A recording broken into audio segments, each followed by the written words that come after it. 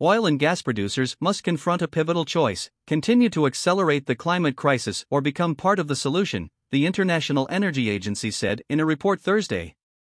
The industry currently accounts for only 1% of global investment in clean energy and continues to pump out disastrous quantities of planet-heating gases, including methane, which is roughly 80 times more potent than CO2 in the near term. If the world is to stand any chance of limiting the rise in global temperatures to 1.5 degrees Celsius above pre-industrial levels, drastic action is needed on both fronts, and fast, the IEA said. The warning comes ahead of COP28, a United Nations climate summit starting next week, and as a recent UN analysis shows that the planet is set to heat up by nearly 3 degrees Celsius by the end of this century. Scientists predict that warming of that scale could push the world over a number of catastrophic and potentially irreversible tipping points, such as the collapse of the polar ice sheets. The oil and gas industry is facing a moment of truth at COP28 in Dubai, IEA Executive Director Fatih Birol said in a statement. With the world suffering the impacts of a worsening climate crisis, continuing with business as usual is neither socially nor environmentally responsible. Introducing the report, entitled The Oil and Gas Industry in Net Zero Transitions, Birol told journalists Thursday there are two measures the industry must take to play its part in limiting global warming to the internationally agreed level of 1.5 degrees.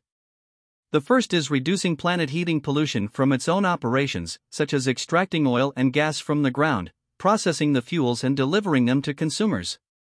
These three activities generate nearly 15% of global energy-related greenhouse gas emissions. These emissions, including methane emissions, we know that they can be fixed rather easily, quickly, and in many cases in a cost-effective manner, Birol said. This pollution needs to be cut by more than 60% by 2030 from today's level, the IEA report says. Clean investments. The second measure the agency recommends is a dramatic ramp-up in investments in renewable energy by oil and gas companies, which have been a marginal force in the clean energy transition, the report said. The industry invested around $20 billion in clean energy projects last year, only around 2.5% of its total capital spending, the IEA found. That share would need to shoot up to 50% by 2030 to help keep global warming to the less dangerous level of 1.5 degrees. Such an increase would mean a radical change in how oil and gas firms spend their cash. Between 2018 and 2022, the industry generated around $17 trillion in revenue. 40% was spent developing and operating oil and gas assets, 10% went to investors, and just a fraction was invested in clean energy, according to the IEA report. Oil and gas companies have been investing in carbon capture technologies to remove carbon pollution from the air and to capture what's produced by power plants and industrial facilities. The captured carbon can then be stored or reused. But carbon capture is not the answer, Birol told reporters. The techniques can play an important role in certain sectors such as the production of cement, iron, and steel, among others, he said.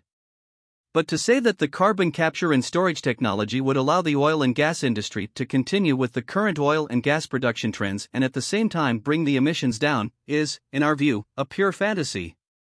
Limiting the temperature rise to 1.5 degrees would require capturing an entirely inconceivable 32 billion metric tons, 35 billion short tons, of carbon by 2050, the IEA said.